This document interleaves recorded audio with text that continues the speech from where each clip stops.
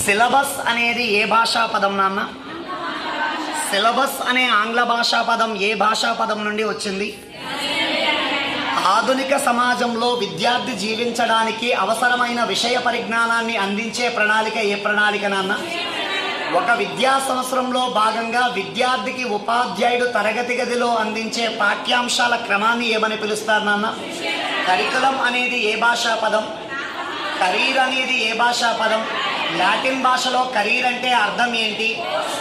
Course to run or run to way. దీనికి సమాన పదాలు ఏంటి?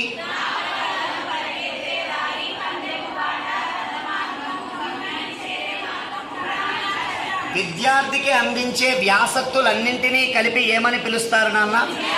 విద్యార్థి యొక్క సమగ్ర మూర్తిమత్వ అభివృద్ధికి సంబంధించిన ప్రణాళిక ఏది?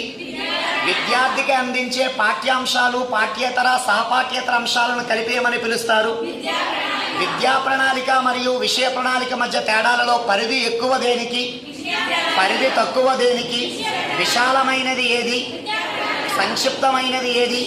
కేవలం పాఠ్యాంశాలు మాత్రమే కలిగి ఉండేది ఏది? పాఠ్యేతర అంశాలు కలిగి ఉండేది ఏది? విద్యార్థి కేంద్రంగా ఉండేది ఏది? విద్యార్థి మరియు సమాజ కేంద్రంగా ఉండేది ఏది?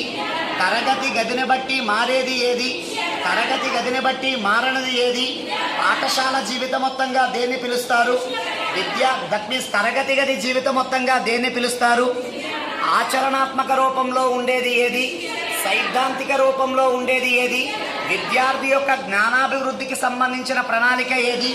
విద్యార్థి యొక్క సమగ్ర మూర్తిమత్వ అభివృద్ధికి సంబంధించింది ఏది? మూర్త రూపంలో ఉండేది ఏది?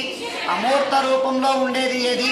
కేవలం పాఠ్యాంశాల క్రమాన్ని కలిగి ఉండేది ఏది? పాఠ్యేతర పాఠశాల లోపల వెలుపల కార్యక్రమాలకు సంబంధించింది ఏది? మూర్త రూపంలో ఉండేది ఏది? అమూర్త రూపంలో ఉండేది ఏది?